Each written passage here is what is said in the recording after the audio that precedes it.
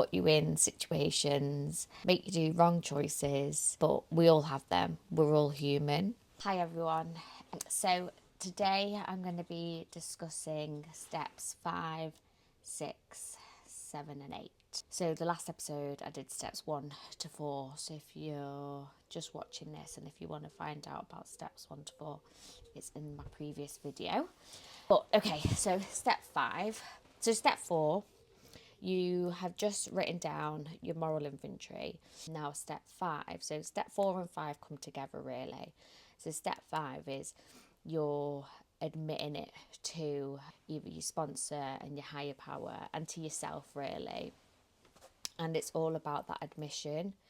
And this is where I personally think this is where your growth really happens, because you begin to really look at your behaviours and look at your part in things and start to really make those changes, because you notice things. You start to understand why you put yourselves in those situations, why you did what you did, or why you behaved a certain way, why you chose to go out with a certain person, why you chose to do whatever it may have been. You start to understand why you made those decisions, because when it's written down on paper and then when you're speaking to somebody about it out loud, I don't know, it like gives it that realness, and you can't hide behind it anymore. Do you know what I mean? You can't hide behind certain things, so it kind of gives you everything like is in front of you. So you've now like got a choice to make those changes. So step 4 and step 5 really is about like obviously writing everything down and getting everything out, getting everything, all your skeletons out of the closet, like everything. Don't leave anything unturned, because it's such a, like I said, it's such a freeing process. And then sharing it with your sponsor as well, like that relationship that you have with your sponsor when you're going through the 12 steps. I think step 4 and 5, like, the trust that you get with that person. And like my sponsor who took me through my first round of steps, like I've got such a beautiful bond with her. We don't speak every day, we don't see each other every day, but we have just this like, I don't know, it's just like this unwritten or unspoken bond that I won't have with anybody else. Do you know what I mean? Because she's heard so much about me, and when I'm reading my step 4 and step 5 out to her, like she was able to give me her lived experiences, so we have that deeper connection. Like you just won't get that anywhere else. I think it's just beautiful. So then we get to step 6, and like 4 and 5, step 6 and step 7 come together. So step 6 is where you really see step 4 and step 5, right, are beautiful steps, but they're so grim to go through.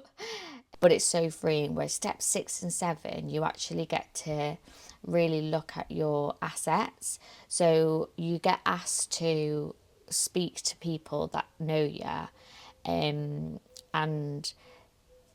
well, not all sponsors do this, but my sponsor got me to ask a few people that I knew of what my assets were.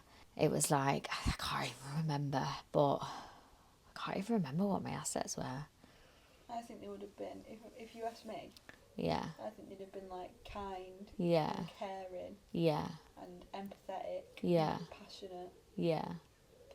No, shut up. That's what you put on mine, and I had to Really? Yeah. Jokes. Step 6 is you look at your defects and you look at your assets. So your defects are all the behaviours that you just don't like, that put you in situations, make you do wrong choices, but we all have them. We're all human. Everybody has a defect. So step 6 and 7, they come together as a pair, because you're listing within these steps, you basically list your assets and you list your defects. You go out to, well, depending on your sponsor, my sponsor, she got me to go and ask people what my assets were because it's so cringeworthy. I absolutely hated it. But if I remember correctly, it was nice things like being kind, caring, I had a hard work ethic. Yeah, I don't know. But defects though, so the defect side of things is your behaviors and your thinking processes that just make you feel not okay, just make you feel shitty about yourself. You probably use a lot of your defects in your addiction because they kind of become your armor. So we find out what those defects are through step 6 and 7. And my defects were like selfish, I manipulated men, I lied, I quite shallow, big ego, massive ego. Yeah, the list went on. It is, even though it's again not a nice process to hear those things about yourself, but it allows you to be really self-aware. It helps you to become very self-aware and understand, right, I'm acting in that defect now. This is something that doesn't make me feel good. So when I've been selfish in the past, and I've been selfish in recovery, I've been manipulative in recovery, just because I've done these steps, written these steps out, doesn't mean that all your defects go and you're this kind and caring wonderful human being, because that is just not real. Every human being has defects, every human being has assets. It's just what we're trying to do with the step 6 and 7 is try and make you feel really aware about your assets so you can lean into them a lot more. So when I'm acting, instead of acting manipulative, I would try and act caring and understanding. So I would do the opposite to my defect, and slowly but surely that's where you start changing your behaviors, because as I've said multiple times, addiction is a thinking disease and you have to behave your way out of being an addict, in my eyes. You can't think yourself out of all behaviours, you've got to act on those behaviours.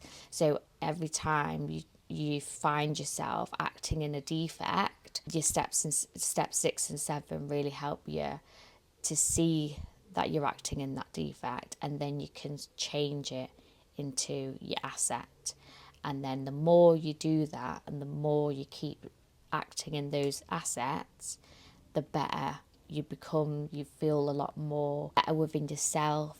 Your self-worth starts to grow. You're starting to believe in yourself. When I first came into recovery, I was such a broken person. I was such a shell of a person. And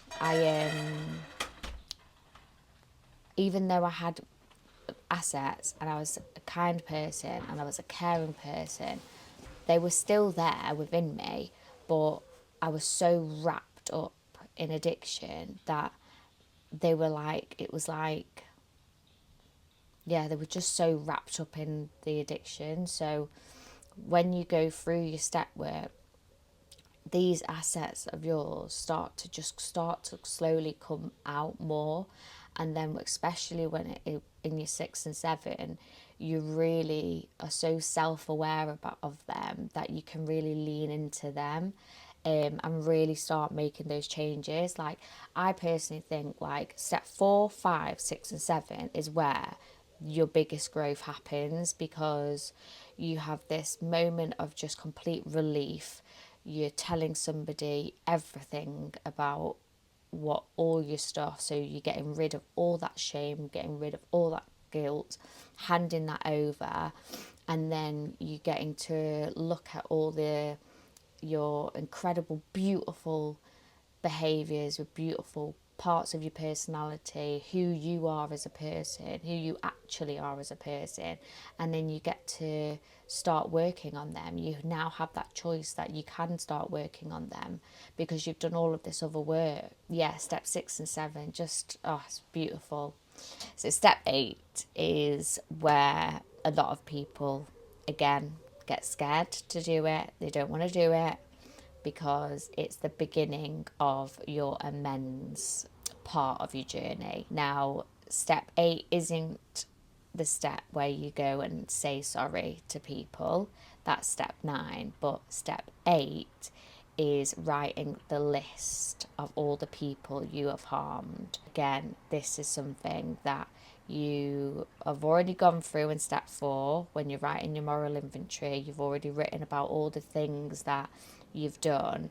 So it's now writing the people's names on a piece of paper and having it in front of you to really hone in, like, these people, like, I have harmed them, and therefore I've made all of this change. I'm doing all this work on myself. Now it's a case of going out to the people that you've harmed and saying sorry, obviously in step 9. It's just another, like, step to show your willingness to change, because again, I think people get really scared to do that purely because they don't want to make those amends. They feel too guilty.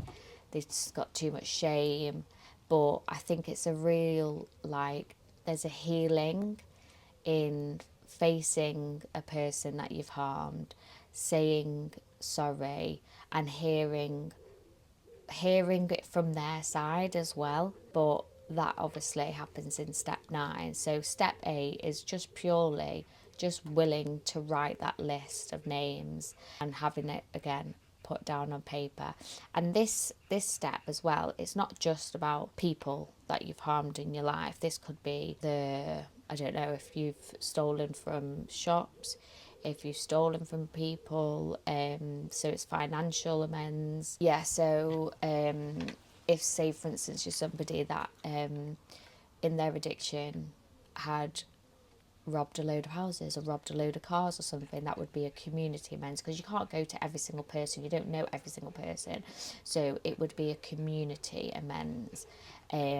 So you would write that area down on your list, or write a school down, or write a library down, whatever place it may be. But it's just that willingness. Step 8 and 9 come together, but we'll go through step 9 in the next episode.